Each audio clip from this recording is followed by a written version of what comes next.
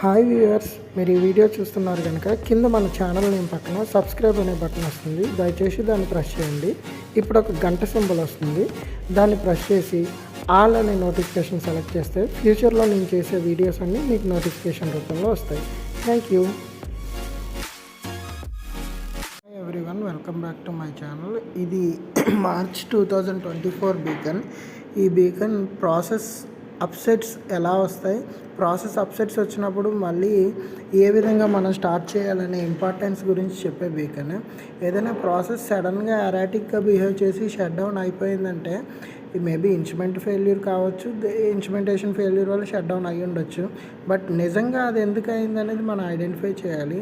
ఏదైనా ప్రాసెస్ కానీ ప్లాంట్ కానీ అన్ప్లాన్డ్గా షట్ డౌన్ అయినప్పుడు మన ఫోకస్ అంతా రీస్టార్టింగ్ ఆపరేషన్ ఆ ప్రాసెస్ని వెంటనే స్టార్ట్ చేయడం మీద ఫోకస్ చేస్తూ ఉంటాం.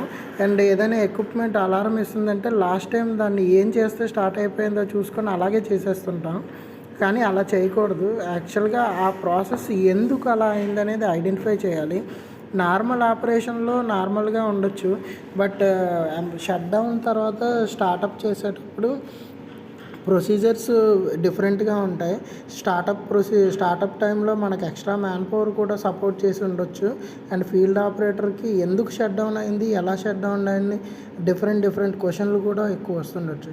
కానీ ప్రాబ్లం రిజాల్వ్ చేసే పద్ధతిలో మనం ట్రబుల్ షూటింగ్ గైడ్ని మిస్ చేస్తుంటాం. మన ఫోకస్ అంతా సేఫ్టీ పరంగా ఎక్కువ ఉండాలని ఈ బీకన్ చెప్తుంది.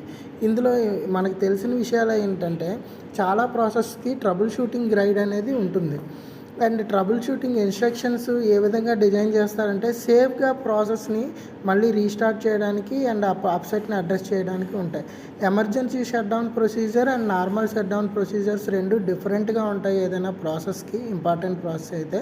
So emergency shut down procedure and normal shut down ప్రొసీజర్స్లో valve positions, way of process కూడా డిఫరెంట్గా ఉంటుంది. అండ్ ఏదైనా కొన్ని కంపెనీల్లో ఏదైనా ప్రాసెస్ షట్ డౌన్ అయిందంటే మళ్ళీ స్టార్ట్ చేయడానికి ఆపరేషనల్ రెడీనెస్ రివ్యూ ఒకటి చేయాలి.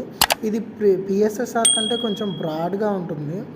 And emergency shut down, normal shut down డిఫరెంట్గా ఉంటాయి. మనం ఏం చేసుకోవాలంటే అండర్స్టాండింగ్ ఎలా ప్రాసెస్ సేఫ్ ఆపరేటింగ్ విండోస్ ఏంటి, ఏదైనా ప్రాసెస్ ఏ ఆపరేటింగ్ రేంజ్లో ఆపరేట్ అవుతుంది, ప్రెజర్ టెంపరేచర్ రేంజెస్ ఎలా ఉంటాయి, and process trips A set point దగ్గర ఉన్నాయి, ఎందుకు ఉన్నాయి, అవి ఎలా పనిచేస్తాయి, ఏ విధంగా ప్రాసెస్ని సేవ్ చేస్తాయి.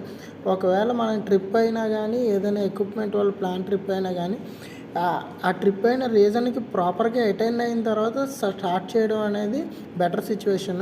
తొందరగా స్టార్ట్ చేస్తే మనకి ఆ ప్రాసెస్ ప్రాబ్లంలోకి వెళ్ళి సేఫ్టీ రీజన్స్ ఇంకోన్ని ఏర్పడవచ్చు.